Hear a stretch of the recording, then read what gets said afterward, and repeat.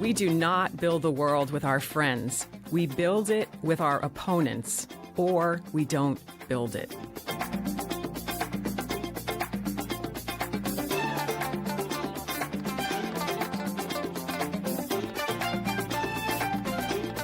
I'm an independent voter. I'm voting for Kamala Harris. I'm voting for Trump. I don't think conservative policies are very good at achieving what I believe is good for society. This is a message for all of those who feel our country is too divided. We know collaboration between opponents is foundational for a healthy democracy. That means people who disagree fiercely must still build the world together.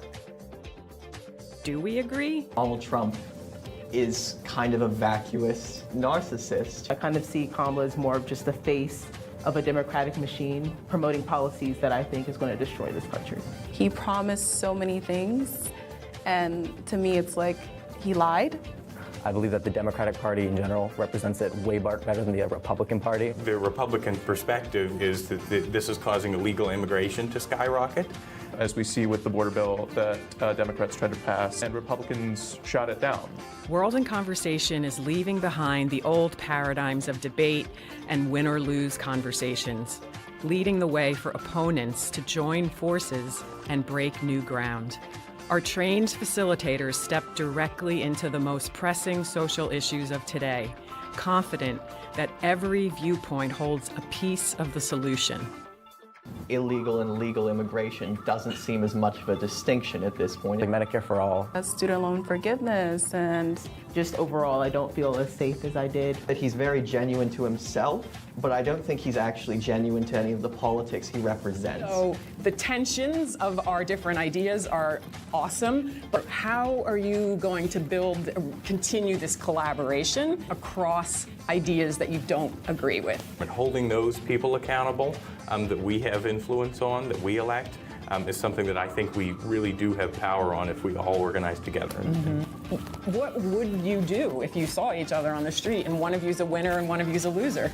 We are the ones that really need to step in and make sure that whatever the result of the election might be, it is respected. People like you who are willing to engage one another, willing to engage across parties, across ideas, have a lot of influence. How are we going to stitch together the electorate, the people, the citizens, so that we actually can move forward together? For over 20 years, we've pioneered a revolutionary approach that empowers those in conflict to create solutions together. We can solve problems with our opponents, one conversation at a time.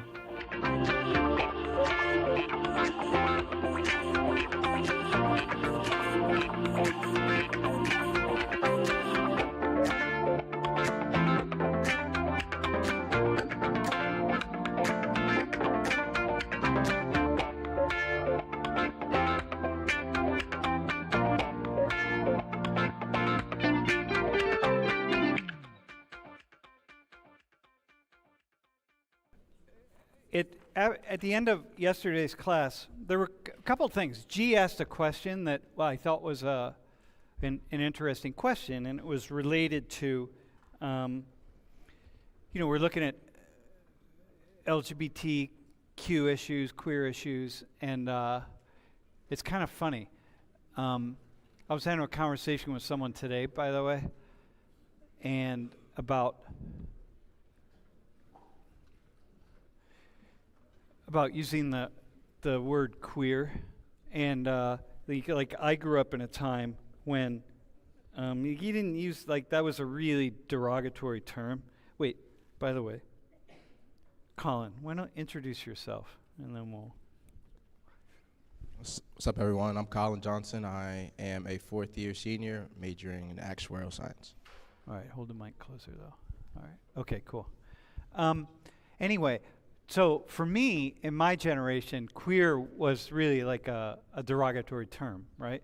But it has changed. So by the time I started graduate school, we had queer studies departments. It's like a lot of words. People will take the word, different slurs that people have, like your friends that drop the M-bomb or whatever, and then people, they appropriate the word for themselves and take it on, and then it just kind of takes the power out of it, and which is what happened with the word queer. But there are a lot of people of my generation, and I was reminded of this, who like watched the stream, and if I use the word, for them, it's such a derogatory term. But for me, about 12 years ago, 15 years ago, I was not really using the term because it was like it's really hard to move, to just start using a term like that, right?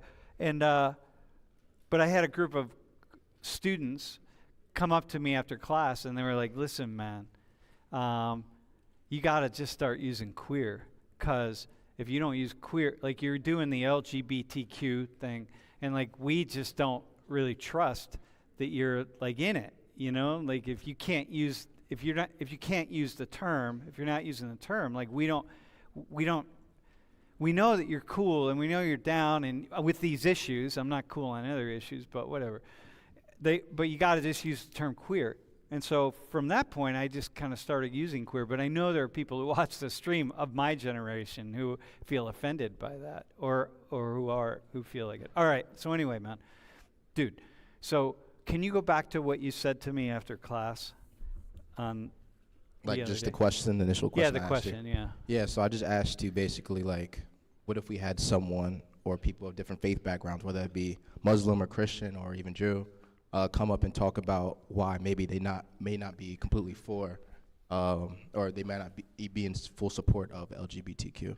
But that doesn't necessarily mean that they don't have any they have any disdain for these people. It just means that they might not support like the root of it. The root of it, yeah. Right. Sometimes people would say lifestyle, but it's not. That's a better word.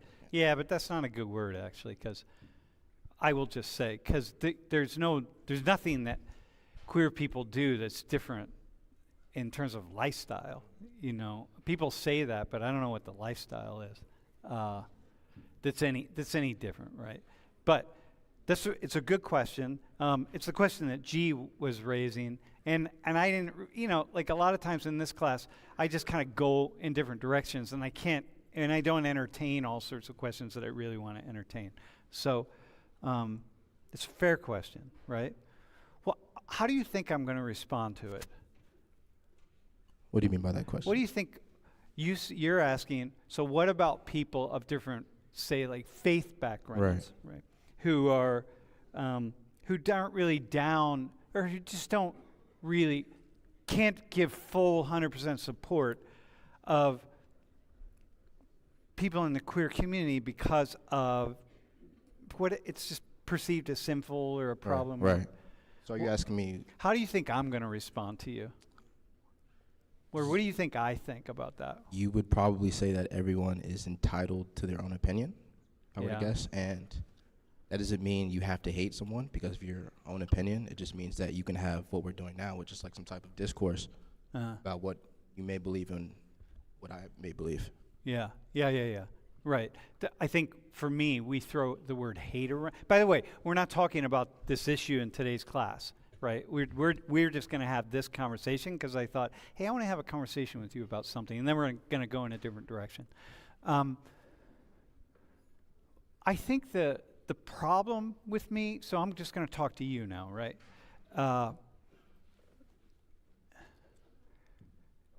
The problem, and I'm going to be really open on this, okay? I do think that I do really support people having thoughts about like religious or spiritual thoughts or beliefs about different things, and things they believe in, things that are right and wrong and good and bad and moral and immoral and sinful and not sinful, whatever. I'm completely fine with that. I don't. The problem is what I've seen in my short lifetime, right? Is that this term, you've heard this term, right? Hate the sin, love the sinner, or whatever. People say that. I just think that most people can't do that. And that people, we can have a problem with seeing like something sinful, but I don't. I've only met a handful of people in my entire life who don't selectively pick certain things out and stand behind them. You know, and this is not a judgment of people who are Muslim or Christian or Buddhist or Jewish or whatever. Although Jews are different, right, bro? It's like, you know, I don't know what Jews believe actually. Jews believe everything. It's the people of the book. It's like it's an argumentative religion. But so I'm going to give you a story, right? So years ago, maybe like 15 years ago or so, there was a guy walking past our house, and he was a Jehovah's Witness. And my wife knew it. My wife saw him walking by, but he didn't stop at our house. Jehovah's Witness, you know, he didn't stop at our house. He didn't knock on our door. And my wife opens the window. She's like, "Yo, you gonna stop here?" And this was the first time in the history of Jehovah's Witnesses that anybody ever did that to a Jehovah's Witness, because usually you slam the door, or you walk away or whatever, right? And so he comes to the house. He's like, "Yeah, right." So he comes to the house. So they have a conversation. He comes back. We have a conversation. We get to know this guy, right? I'm not going to say his name because he's in the community. We really get to know this guy. We're not Christians. Both of us were raised as Christians, but we're absolutely not Christian. Faith-wise, I can pray in a Christian church. I pray to Jesus. I can pray, but I'm not a Christian, you know. But we became friends with this guy, right? And ultimately, he's so good. He's so awesome at listening, and so strong in his faith, man. This dude was so strong. I've never met anybody so intense, and didn't in any way pick any one thing out over something else, right? I'm going to tell you the story, then I want to have you react to it, all right?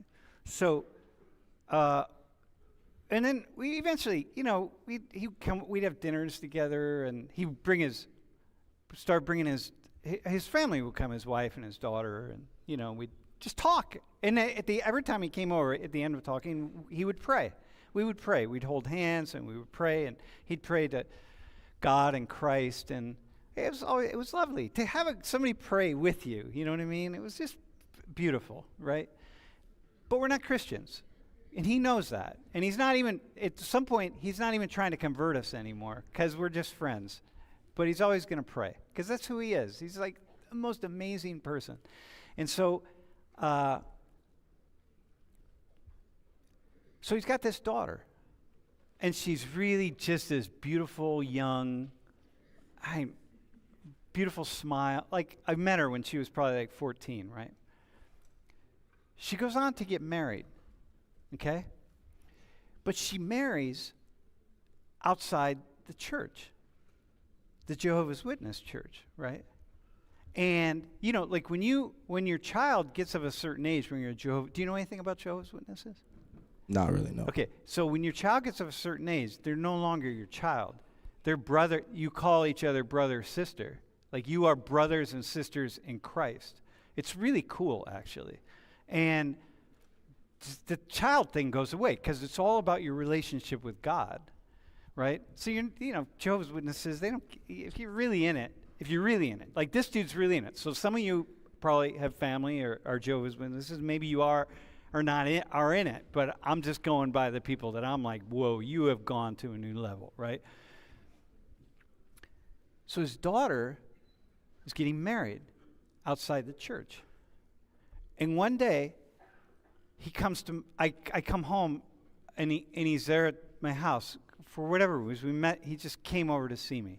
And he's asking me, so he's like, I got to talk to you. And by the way, he's not working for us. We hired this guy to work for us because he asked the best questions of any human being I've ever met in my life. The guy, he was just awesome, right? So, and he's older, right? He's my age. He's older than me, actually. So his daughter gets married. He comes over. He's talking to me. He's like, listen, my daughter was getting married. I'm like, oh, yeah, all right. She's marrying outside the church. I'm like, yeah. He said, I can't go to the wedding. Like, I can't go. She's outside the church. It's like, I can't give my daughter away, right? Walk her down the aisle and give her away. He said, what do you think? Right? What do you think I said to him? Why does it matter? No. Wait, do you think I do? So think about, like, this is his only daughter, man. You know, and she's getting married. He's not going to walk her down the aisle. He's not going to go to the wedding. He's saying that, and he's asking me what I think, whether he should do that or should he go to the wedding. What do you think I said to him? Given everything you know of me, like just imagining who I am and what I am. Yeah. Maybe to follow what your heart says. Yeah.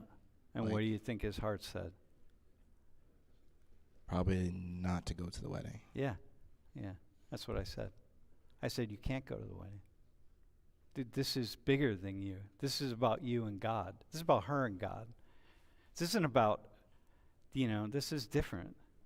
And this guy's holy, man. This guy's holy. I'm like, you're a holy man. You're at a different level. And follow your faith.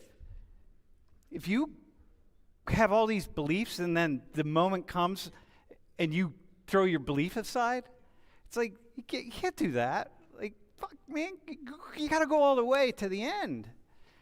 And so what was so interesting, so when I see hate the sin and love the sinner, like, my friend wouldn't say hate the sin and love. First off, he wouldn't use hate. He would meet people in the queer community and he would just be like right there with them, and he just lived by example and like, yeah, well, you know, whatever. But he'd never judge, never ever tell them, you're going to hell, you're this, that. He's not like that. But he has his beliefs. And I don't trust, because I've seen what it really takes to do that with other human beings. I see how much work it takes. When people tell me that, well, my faith tells me I can't support homosexuality, and I'm just like, come on, man. Your faith tells you a lot of things, and you're not following all those other things. So why are you picking this one out? Now, my buddy, he doesn't. That's not him. Like, he's like, boom, boom, boom, boom, boom. It doesn't even go to his daughter's wedding, man. Walk her down the aisle, dude. Like, I was crying. I'm like, God, this is the first time I prayed with him. I prayed in a long time. I'm like, God, what is this, man? But it's what it is. So, I don't know, so I guess, what do you think of the story, man? I think it's an interesting story, and the advice that you gave to him, I don't think is particularly wrong. Mm-hmm. I mean, if your faith tells you, which the Christian faith does to my knowledge, that you're supposed to be equally yoked to someone, Mm-hmm. then in order to not be one of those people that pick and choose what benefits them and what doesn't, Mm-hmm. then you need to follow it to the fullest extent that you can and Mm-hmm. marry within your faith. Mm-hmm. And also, I guess going deeper into that, I think it's easier once you marry someone that's within your same faith, because you have the same ideas, you have the same goals in mind, you're following the same creator. So at the end of the day, I think it just allows you to avoid any complication that may come later down in line. Yeah. That aren't foreseeable up front. So yeah. Yeah, I'm with you on that. It doesn't mean, regardless, we're going to follow the same creator, right? There's only one creator, but we follow that creator in different ways. And it really helps to be on the same page as your partner, because this person you're living with, right?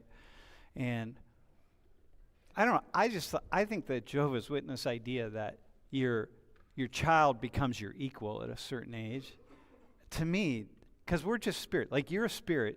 You don't exist here. You're just a body. You're a spirit inside of this body. I'm a spirit inside of this body. We get caught up in the bodies. But in the end, we're both children of the Creator. Or we're something of the Creator, right? So it's really, I think that's a really cool thing. This, like, you become a brother or sister to your child at a certain age. Now, mind you, I think a lot of things are cool, right? This is just happens to be a thing that I just randomly think is cool, you know? So, like, yeah. But I think it's also cool to have a child and have your child be your child, you know? Like, everything is cool. So just, you do it, right? I don't know. So anyway, when I hear that kind of thing, I don't trust. I've learned over the years, like, yeah, I'm not really sure that I don't want to. I don't judge people. Can't judge people. Like, I do sometimes, but I don't like to. But it's not like pointing out, like, yeah, you're a hypocrite. I don't do that. But I just don't trust that. I think people quickly grab onto things. It's like, maybe, yeah. And there's a lot of hate. But there's a lot of people who aren't hating, man. It's like, no, I can't support homosexuality or bisexuality or whatever. I'm not hating. I just can't go there. It's like, all right, that's cool. That's all right, man. I got that. That's cool. Nothing wrong with that. Yeah, and I agree. I just think it's unfortunate that people who do claim to be of faith backgrounds impose a lot of hate on people that aren't. Yeah. Rather than having, and rather than witnessing to those people what you believe to be right. Yeah, yeah. In a more maybe respectful way. Yeah. No, I got you. Yep, and look inside themselves at the things, because there's a huge church community in all religions of people who are gay and lesbian and bi and so on, right? So it's like, yeah, people find a way. We'll let God figure it out, you know. She'll work it out, man. I'll say one more thing about that too. Yeah. Kind of to what your point was earlier about how you should always follow what you believe in without having exceptions. I think it's important to have those conversations with people that don't believe what you believe in. Totally. While not sacrificing or compromising what you believe in, just so you can fit in Totally, to society's standards. No, totally. And this is like why Jehovah's Witnesses go around and knock on doors. Like, you know how cool it is that someone comes to your house and says, I'm going to come and I'm going to share my faith with you. What are you doing? Do you got 10 minutes or you got an hour? How much time you got? I'm like, how awesome is that? Like, open the door, man, let him in. Be like, yeah, come on, man, let's bring it on. Let's talk. This is about life and death. You know, people are like, oh, I don't talk about my religion. And then slam the door. I'm like, come on, man. Come on. Yeah, it's crazy. Yeah, exactly. Share. People say, like, I don't want people witnessing to me. I'm like, dude, if you feel like you have the truth, share it with me, man, because I want to know. You know what I mean? There's nothing worse than people who feel like they have the truth, and they hold it together privately, and then they're looking around at everybody else, thinking like all these other people are going to hell. Ah, you suckers, you're all going to hell. But I'm not, because I have the truth. I'm like, what kind of an asshole are you, man? Like, share it. You know what I mean? If you think you are, like, you have an obligation. Like, yeah, I don't know. Anyway, dude, it's good. Any final thoughts? No, I really like your last point. Like, if you have the truth and you're holding that to yourself, then not only are you doing yourself a disservice, but you're doing the people around you a disservice, the God that you serve a disservice, because you're not sharing what you believe to be as the truth. Yeah, that's right. And it doesn't mean you have to point fingers and condemn people, but it means like, hey, just have a conversation. Have you ever thought about this, that? I have that. Yeah, I love that. You know, I'm always open for. I had these. There's some Mormons that came through, and I invited them in, and we had a conversation, and they were new. They were missionaries, you know. But they were new because they change every year. So And so we sat down. I made some tea, and I'm like, so give me your thing. Like, what's up? But they weren't really good at it. So I'm like, listen, man, I don't want to be arrogant here, but let me help you out. So I got my Mormon Bible that I have, because I got one for everything.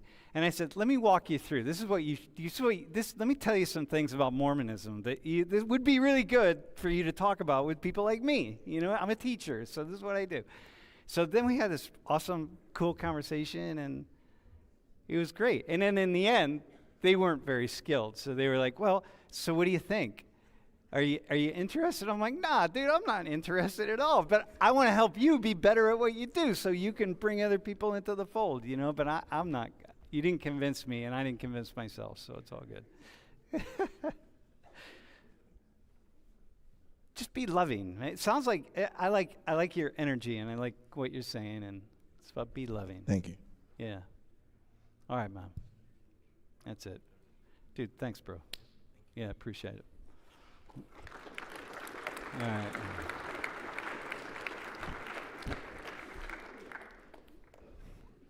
All right, let's go.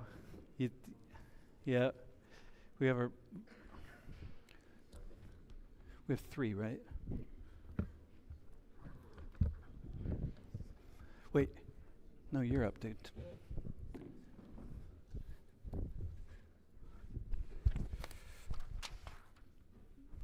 Yo, you can go, yeah, the lost generation, man. That's you guys. That's all of you, actually, the lost generation. So I just wanted to do that little piece there because I thought about my friend and at last class, and I don't know, sometimes I feel like I don't, in here, the way that I teach, the way we run the class, I don't say a lot about myself and different things, and so sometimes I want to just open it up a little bit. All right, why don't you start? We'll start with you, man. Introduce yourselves. Yo, my name is Brett. I'm a junior. I'm a pre-med student, and I'm studying the business certificate as well. And I'm from Bucks County, Pennsylvania. Nice to meet y'all. I'm a Johnny. I'm a sophomore in aerospace engineering, and I'm from Maryland. My name's Lily. I'm a freshman. I'm studying marketing, and I'm from Harrisburg, Pennsylvania. You're a freshman. Yeah. Dude, how's it to be sitting up here as a first-year student? I'm going to throw up. Really? Are you nervous? A little, but it's okay. No, you're all right, dude. You got it, man. All right. Listen. All right, so here, I want to walk you all through something here.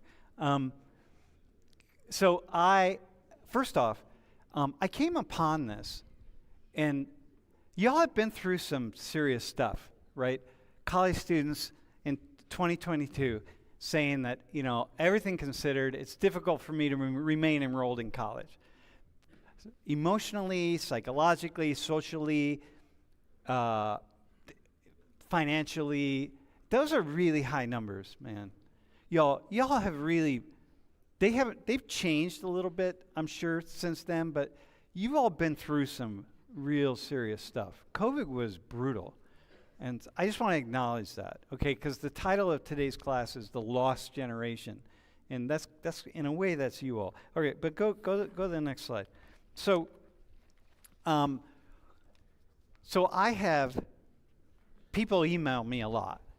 People of certain ages, the average, in fact, of the people who watch our videos, 20% are age 55 and over, right? Which is says a lot. Actually, it's about 25%. And what they're interested in is hearing from you all. And they don't want to hear from me. They want to hear from you. Because I do, I do office hours, or I just talk, and on Wednesdays people don't tune in. They don't watch those videos. They only watch videos with you all. But here are the things. I get emails from people every day. I get at least one, sometimes 2 emails or something from people. And here's what they think of you all, right? You're unwilling or you're unable to have conversations about sensitive topics, okay? This is how you are perceived. You're too easily offended. You are unwilling or unable to listen to viewpoints you disagree with, okay? And you're incapable of wrestling with complex ideas. Basically, you're kind of stupid. You've dumbed yourselves down by being too woke or something. I don't know. Okay, maybe not stupid, but, well, some people think you're stupid. I mean, I get emails. People are like, oh, fuck. Okay, so here, go to the next slide. Here's one I got from this guy in Norway, which is the most offendable people on earth. That's you all, right? The most offendable people on earth. And he was referencing American college students, okay?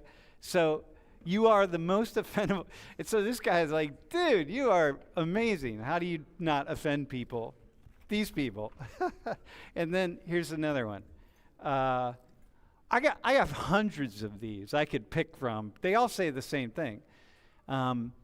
Here's it's you've all gone in this big, huge shift toward woke. He's starting to people believe there's no hope for education. There's no hope for your generation.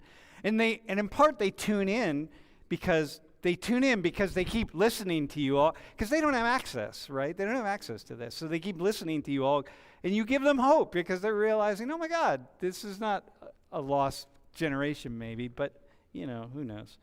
Okay, so you can go one more slide. That person actually lives out in, I think they were from Oregon. All right, so listen, man. Let's start. I'm going to start right here. What do you think about this characterization of you all and others in the room? So, and now you're really speaking to these people in the camera. I can do that. I can frame that. All right. I feel like this is like the pot calling the kettle black. I always try to put myself in other people's shoes, and maybe all of this stuff is completely true, but didn't you say your primary demographic is 55 and up? Not primary, but it's 25% of the viewers. Yeah. But our generation or people that are a little bit older than us, we say the same stuff about that age group. Thanksgiving dinner has been all over social media for weeks now. All of your family members that aren't going to listen to you or hear you out, and it's not something I personally have to experience, but for you to say that you're just assuming that an entire age group is just all of these things means that, one, you're not speaking to anybody of this age group, and two, if you are, you're probably being pretty close-minded because you're not actually listening. I could talk to you and we could argue for hours and neither one of us will ever get anything resolved or feel any different way. But if we sit down for 10 minutes and just talk to each other, we can learn so much more about each other. Okay, all right, that's good. All right, I like that. Johnny, how about you? What's your gut? Where do you?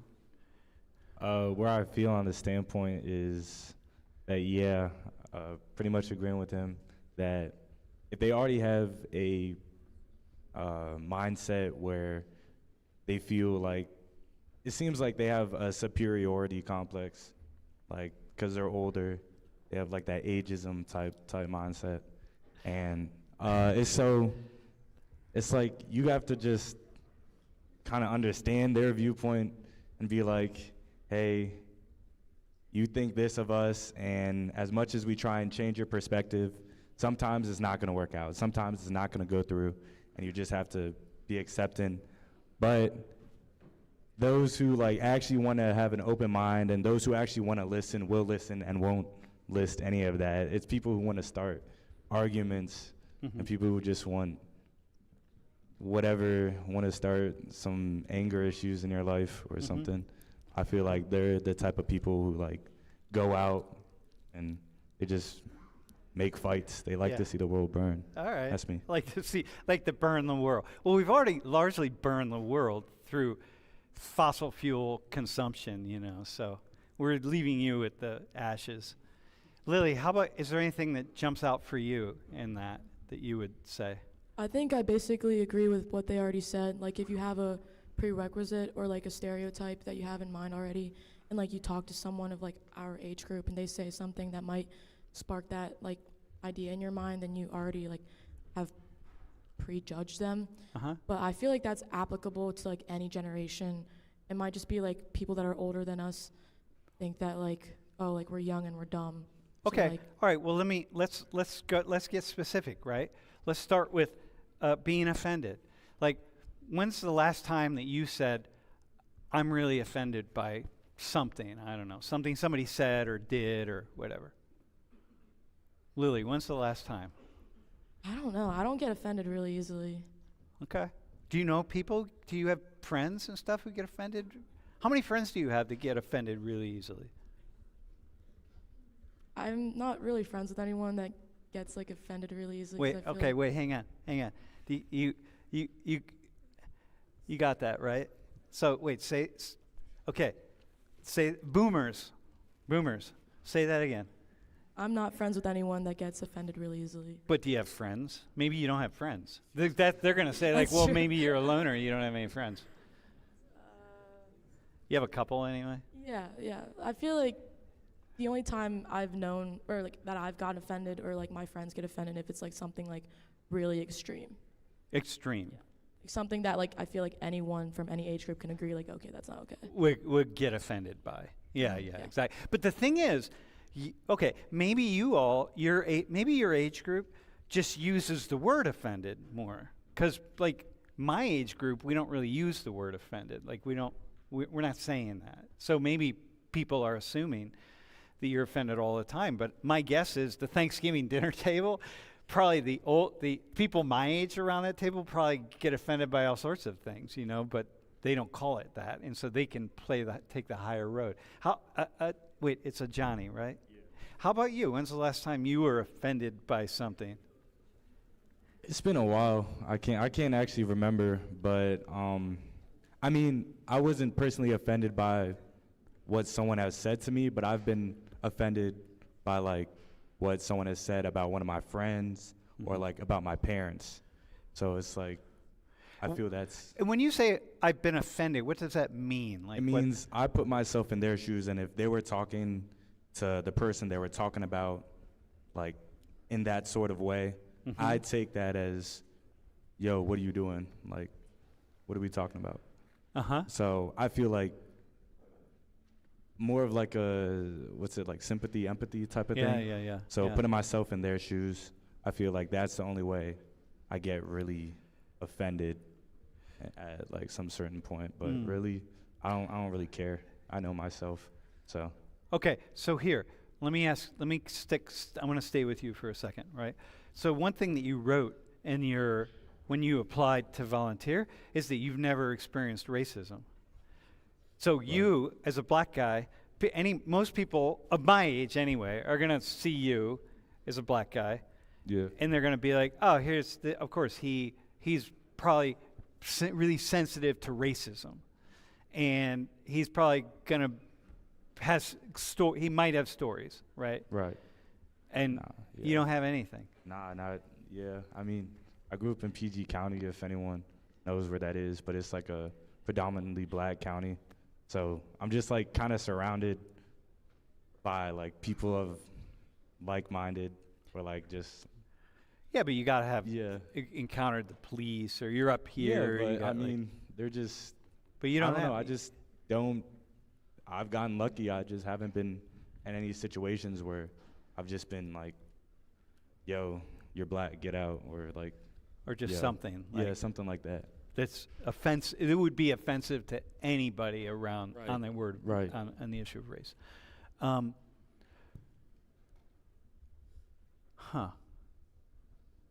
Okay, so we have two people now. You got two people. Have you experienced racism? Racism. Yeah. Racism. You have. Do you have a story? Well, hang on. Maybe we'll come back to it. All right. No, actually, no. We'll come back to it. Okay. Here, listen.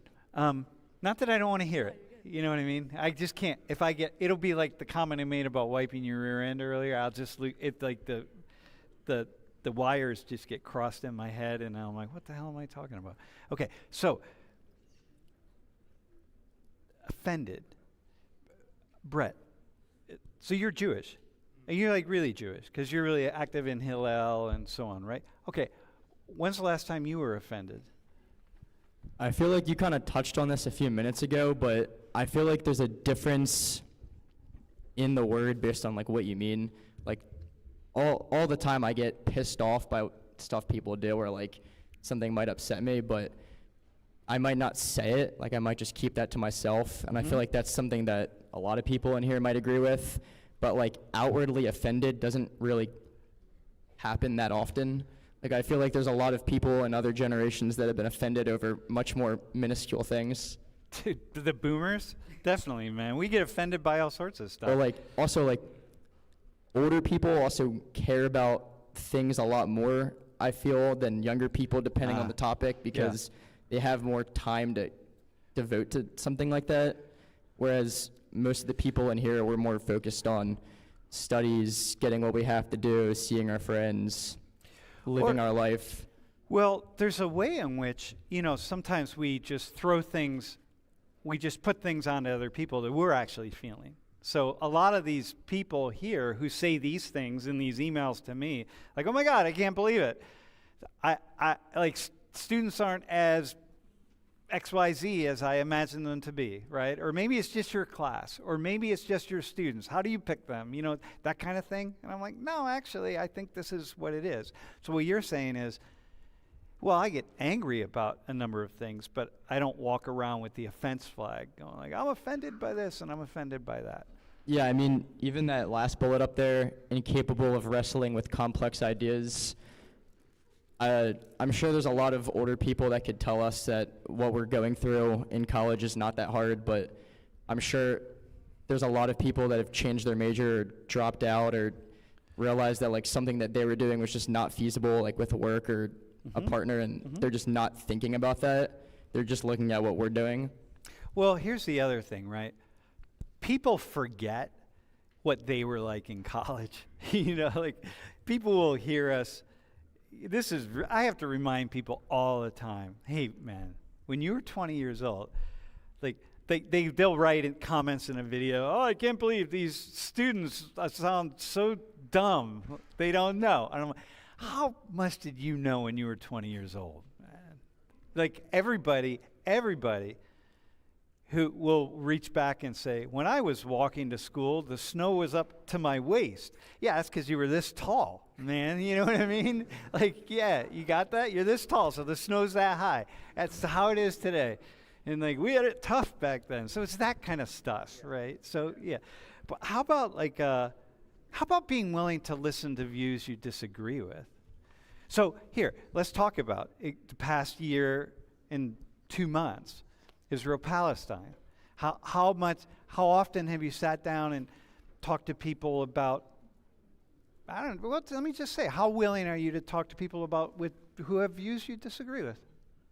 I'm usually willing to listen to what somebody has to say, but I make it very clear in my life, I don't like arguing with people. I like discussions where you can disagree and you can, at a certain point, like one of my best friends will just talk about topics all under the sun, and at a certain point, if we're just running in circles, we kind of realize there's really nothing more that can come with this. But I can tell you, somebody, I think they might have graduated Penn State now, but they knew me before I came to Penn State, and they knew I was Jewish, and I knew they were Palestinian, and we were able to have like nothing too deep, but we were able to just wish well for each other's families and just talk about it a little bit, but we kind of respected that we probably weren't going to see eye to eye on certain things. Yeah, like boomers don't see eye to eye on certain things, Okay, which is fair, right? So, okay, let me ask you, how people around you, okay, on this question, right, being willing to listen to views you disagree with. How many people around you are, the difference with people who are just completely not willing. And you're involved in Hillel, right? So you're involved with a lot of people who are really tied to Judaism. How many people in your surrounding community are really actually like you, willing to listen? What do you think? I feel like in all communities, there are a lot of people that are willing to listen, but there's always a line when people are kind of done listening. Like, I feel like there's a lot of people that will tell you they're very open-minded or they're very passionate and empathetic towards certain people, but then all of a sudden there's a catch somewhere. Like, Dude, I really love all these. I love everybody, but not those people. I don't care about this particular cause. Yeah. Yeah. Well, that's like the thing that I'm having a conversation with Colin about, right? Like love the sinner, hate the sin, but not the sins that I'm doing. Like, you know what I mean? Like, there's always the ones I'm doing are all right. Yeah, that's not such a big deal. It's the ones that you all are doing that's the problem. So that's pretty common, actually. But okay, Johnny, how about you? Like, to what degree are like people really in your close network willing to sit around and have conversations with, listen to ideas? I would say they're pretty willing. I mean, that also is, I feel like, a testament to how I grew up with how my parents raised me. They just told me, stay with the right crowd, don't involve yourself in any bad situations, and I feel like, or bad people. So it's like having people understand different viewpoints and just being able to have a conversation, not an argument, have a nice discussion on like a topic, even if you both have very different viewpoints on something. I feel like that's so much just better and easier to hang out around. Okay, so now look in the camera. Yeah. How common is that? What do you think? Like, when you look at all these people in this classroom, what's your gut feeling wait, how old are you, 21? 19. 19? Yeah. All right, as a 19-year-old, is your gut feeling that they're more like you, or are they more like people are imagining them to be? I feel like 90% of the people in this room are like able to hold like a normal conversation without just being like going all the way back to the same main point that they feel is like the end all be all of that conversation. And actually taking in what the other person is saying. I feel like at least 90% of the people in here. So you here at Penn State, how many times have you been in real intense arguments with people versus discussions about, like, whatever, Trump or war or Israel, Palestine or something, I don't know. Yeah, no, I can't remember when I was in like an actual bad argument with someone about like a topic that we just couldn't see eye to eye on. I feel like, yeah, like even in this like World and Conversations thing, it's never really an argument. It's always a discussion. Like the mediator, I don't think, for me, none of the ones I've been the mediator had to like step in and be like, yo, calm down. Hold back. Yeah, but facilitator. But yeah, we never have arguments. When we started doing World in Conversation, it was called, 23 years ago, it was called the Race Relations Project, but we started having conversations about lots of other issues, so we changed the name to World in Conversation. But when we were Race Relations Project, people in Old Main were like, you can't do that. You're not gonna be able to do that. Come on, man. People are gonna just sit around and argue, and we're like, no, they're not. They're not gonna sit around and argue. They're gonna sit around and have conversations because we're gonna have facilitators, and people want to talk, man. People want to talk. Fuck. Lily, how often are you unwilling to listen to views you disagree with? I feel like I'm never like unwilling to talk to anyone about it because I'm always like trying to hear people's different perspectives just to educate myself more. But yeah, I'm pretty willing to listen to other different like perspectives. No, hang on. You just said, you said it very strongly, but then what you just said right there is I'm pretty willing. Okay? Like that word takes the air out of it. So it sounds like you're really willing. I am willing. Yeah. I mean, I want to say that because people assume that most of you all are pretty willing, but it's what I'm hearing from the three of you, and I didn't pick you. I didn't know that any of you. I had the idea that you had strong thoughts about things, but it sounds like you're really. How about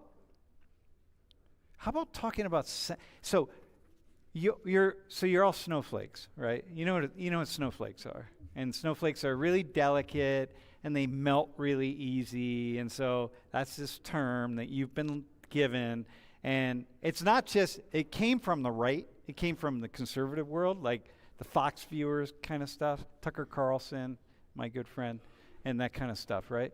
But it then got taken on by lots of people, right? So you're snowflakes, because you're too sensitive. You're gonna cry really easily. Does that fit you? No. Why not? Wait, look, hang on. Look right in that camera, and do a little bit of a close up into Lily here. All right, Nish, put Lily on. Go closer, bro. You want to frame right close. here. Yeah, no. Go ahead. We want to frame right here. All right. Tell him why that doesn't fit. I'm gonna get out of the frame. So. That doesn't fit because I don't remember the last time I cried. Okay. What else? Sensitive subjects. What is one subject that's really hang on. All right. So what's the one subject that's most sensitive to you?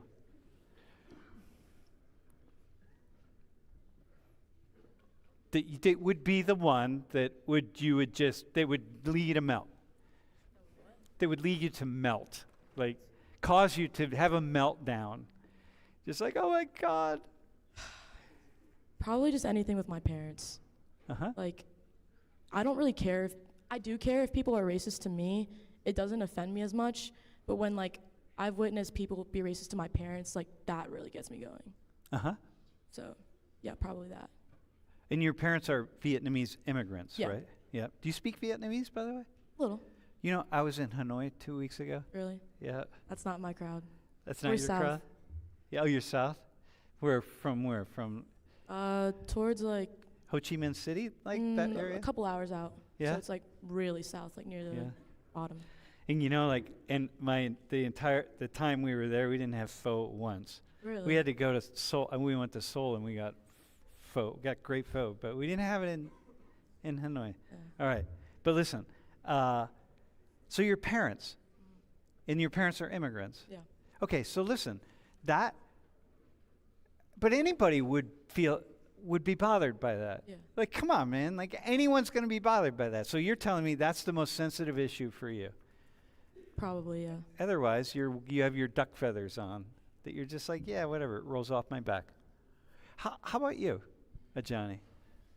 Like, what's an issue? It's like this super sensitive that, like, because you're a snowflake, okay?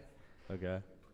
I mean, so people look at you. You're a snowflake, all right? So how are you not a snow? Explain how you're not a snowflake if you're not. I mean, I kind of feel bad saying this, but like, so I think it was like 2 years ago. It's probably been 2.5 years now. So my dad, his brother died, and it was just really unexpected. Like, they're both, I wouldn't say old, but like they're kind of like, I mean, I wouldn't say young, but they're still at a normal good age where they'd be going to the gym. But yeah, so he died very unexpectedly, and like it was sad seeing like my dad cry and like all that stuff. But I feel like, I mean, I knew him. He's my uncle, so like we're somewhat close. But like, I'm like, damn, that's unfortunate. But I mean, life goes on. I had to go to work the next day, so it was like, I just keep living. Okay, so that's a sensitive thing for you.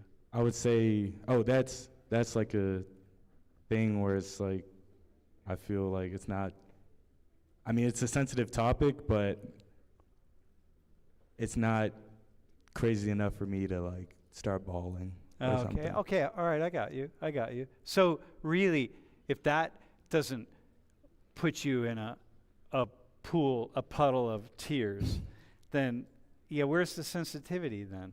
Where do you think people are getting this idea that you're a bunch of snowflakes? Wait, I'm going to ask you, where do you think people get this idea, bro, that you're, look out here, it's a room full of snowflakes? I feel like for a lot of, you've shown us a bunch of graphics in the past of different generations, but one thing that my dad always says jokingly is there's so many things that if he was in college with phones, him and his friends would have been in like deep trouble over. And I feel like with access to like social media, people see the rare instances of people freaking out a lot more. Yeah. Like, yeah. I don't think, I agree with them about family stuff. That might make me a little bit sensitive, but you're not really going to see me have a meltdown. But when you have access to like social media or just anything being on the internet, one bad moment where you just have like a little lapse of judgment is all it really takes for people to see you all across the world and like come up with a generalization of who you and other people like you might be. Okay, so let me ask you this as somebody from Hillel, right? So one of the things that a lot of my, quite a number of my friends, so I've been very, by the way, last fall, I did this class right after October 7th. I did this class called Unfocusing, where I just sat on the table and took questions from the class. I never do that. And about Israel and Palestine. We used to work, been to Israel a number of times, and we used to work in Gaza. And so, like, we're really in it in multiple ways. And anyway, I have a number of my friends have been just really unsettled by how quickly people, and it gets me into, I don't want to, man, just the conflict that emerged, okay, and what appeared to be just how fast people forgot about October 7th, and it was like not even a blip on the screen, it did not even blip, man, and we just went right past that, and people were like, wait, what? What is this? So all this rallying around Palestinians, which by now is a different story, right? But back then, it was really huge, right?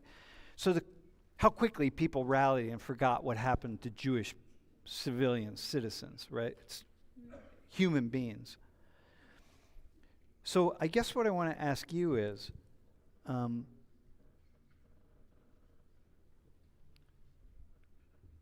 people saw that. And they saw it happening in different college campuses. And then people started writing to me saying, hey, there's this uprising against Jewish people happening all over on college campuses. And I'm writing back going, well, it's not happening all over, because I'm here at Penn State. And there are a couple things that have happened, but mostly my students are doing the same thing they've been doing, which is going to class, and my Jewish students and Christian students and Muslim students and those who support Palestine and those who don't, and those who support Israel and those who don't. There's really not a lot happening. It's actually just kind of like most every other semester. But it's the perception, because it keeps hitting the news and it's in the news, and so everyone's thinking it's happening everywhere. And I'm like, no, dude, there's 40,000 students at University Park, and there was just a rally, and 200 people showed up, and 100 of them were community members, and 100 were students. You got 40,000 students. So when you write an email to me like, your students are losing their damn minds, I'm like, okay, so what do you think of, as someone who's Jewish, right? What do you think about that? Like, how do you see that in a similar way? So I always try to come up with like correlations that just come to my head to help other people see where I'm coming from. So this is kind of like a stupid way to connect the two, but during COVID, my dad got into Formula One racing, and at the time he really liked Verstappen. And a lot of you guys might know, like, Verstappen is a very good racer. And last couple of years, I think last season, he was like insane. And so a lot of my friends, they got into F1 recently, and they did not like Verstappen, like very anti-Verstappen. Not for any reason. They're like, I was like, oh, I kind of like Verstappen. That's who my dad supports. He wears the Red Bull hat. And they're like, we don't like Verstappen. We like these other people. And I feel like the reason I brought that up is a lot of the times when we first get into a situation, we kind of try to size up the scene very quickly. Yeah. And we always, most of the time, secretly root for like an underdog, or maybe not someone that you think has no potential, but someone that's relatively below what the top is, but still has that chance to do something. And the way I kind of always saw it, and it's not just with Israel-Palestine, but with really any conflict, is people hear what they initially hear, or what maybe their grandparents told them, or their parents told them, or just people in their neighborhood, and they make that quick assumption, like this is what I'm being told. Yeah. And then instead of being like, I don't know if this is correct, they just kind of go with that, and they try to run with that. Like, I know, not this election that just took place, but the previous one, my mom brought something up to my family related to politics, and my dad was like, where did that come from? Not that he was doubting, he just wanted to know what that source was. And my mom said she got it in like a beauty magazine. And my dad's like, no offense, but I'm not gonna take that serious, because that's just not credible. But some people will say that is their research instead of actually trying to get a better understanding. And we were talking earlier about it seems like the three of us are people that are willing to listen to someone who disagrees with us, but people are scared to be wrong. Like I've been trying the last few years when someone asks me if I know something to not be like, yeah, I know that, but just be like, I have no idea, do you mind explaining that? Because then I actually am able to have a conversation and not just be like, oh yeah, sure, I relate to that. Yeah, I like that. Yep. Koreans, you got that? You don't be afraid to be wrong, dude. All right. That's dude. Hey, dude, I like the analogy, by the way. Yeah. So I have a question for you now the two of you. I'm really enjoying this conversation, by the way. In your 12 plus year, the other idea is that you guys, woke ideology and liberal ideology and social justice ideology has been jammed down your throats. Okay? To what degree is that true? You know, right now, right?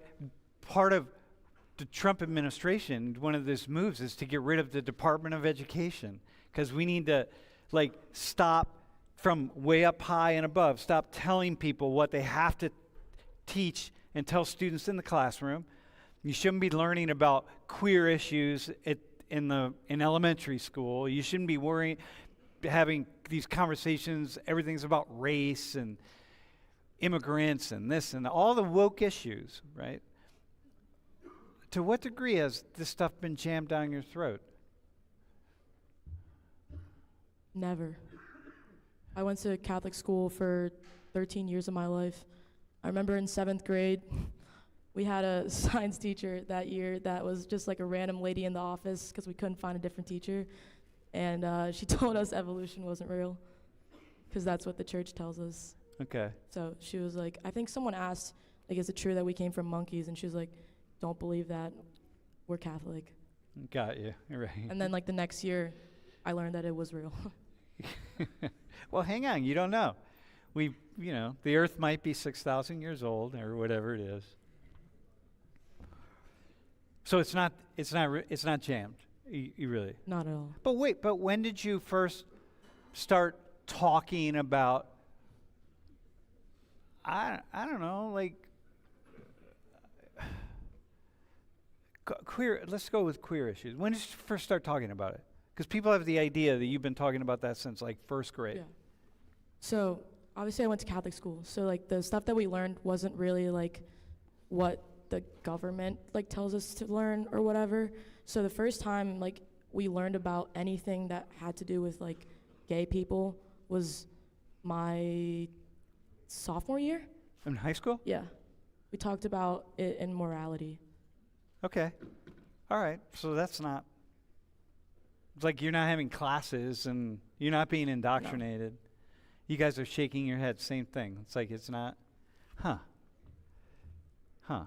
Well, I think it's one of these things. What's happening is people get the stories. You know, you read the New York Post and you get the story. You get that one video of the high school, the fifth grade teacher that is teaching their kids about something that's really, really social justice oriented or left or something, and it goes out, and people have the idea that all 150,000 teachers are doing the same thing. You know, how about you? What's my question? To what degree was this kind of woke ideology, whatever that is, jammed down your throat? It really wasn't ever jammed down my throat, I would say. Like, yeah, I went to like Christian private school since like kindergarten all the way up to, well, I guess it was K through 8, and then went to like a Catholic high school, and yeah, pretty much same thing. Not till like my sophomore year, where it was like, it was just called sophomore religion, but like that's when we started to talk about more of the social issues, and I feel like that's also when just our society started to be more outwardly with like pride flags and stuff. Okay, how much time did you spend talking about racism, studying about racism and how to like, student groups mobilizing against racism and social justice, supporting social justice versus math and science? I mean, really not that much. I would say the only time we would ever talk about that would be in like history class, because you would talk about like slavery and stuff like that, and like segregation, when was it abolished, all that. It would, you would have your math, language, whatever, your science, and then your other choices that you want, and then your history. And so it's, you really don't. So it's really math and science. Yeah, you still have your base normal genetics. Same with you? Did you go to public schools? Yeah, I did. All right, so where's the, people have this idea, right? If you watch, I don't know, man. I don't want to call anyone out, but I'm going to call someone out. I like watch Fox News, and I've been on Fox News. I mean, I haven't been on Fox News, but my videos have been on Fox News because I'm indoctrinating people to be woke. Because that's what I do here, you know what I mean? And that's what you've all done, your whole class. I watch these segments, and I'm learning that, like, since kindergarten, you all have been taught to be like, to be trans and to be whatever. I don't know, the whole thing.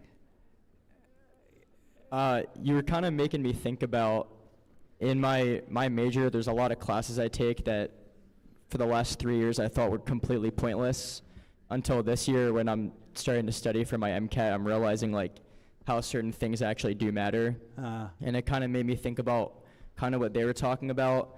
Like, I don't feel like we ever I went to public school, but it was the same. I don't think we ever talked about a lot of these things until high school, but they might have maybe mentioned things in middle school, like end of middle school or high school, but more so just because you need to have that conversation, otherwise people will never become better people. Like, you can't be 30 years old and just now hearing about racism and sexism.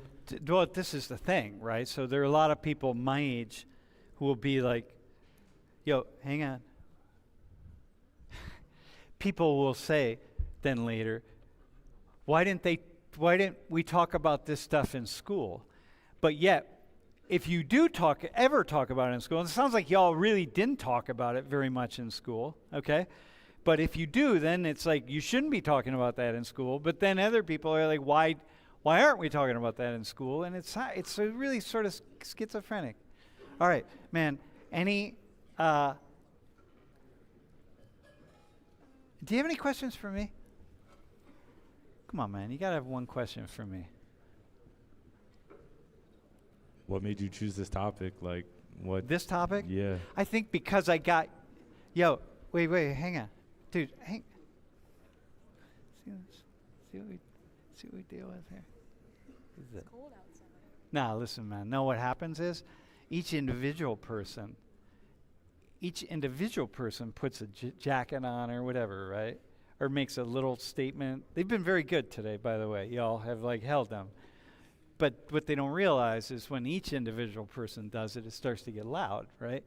The reason is because I got another email yesterday from somebody who was, once again, I get every day I get emails, right? But I got one yesterday. I was so surprised that y'all weren't a bunch of woke snowflakes.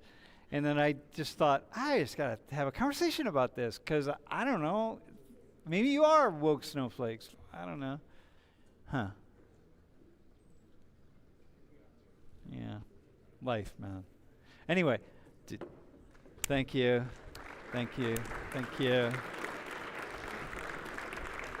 Let's do the quiz. Hey, have a good weekend. Stay warm.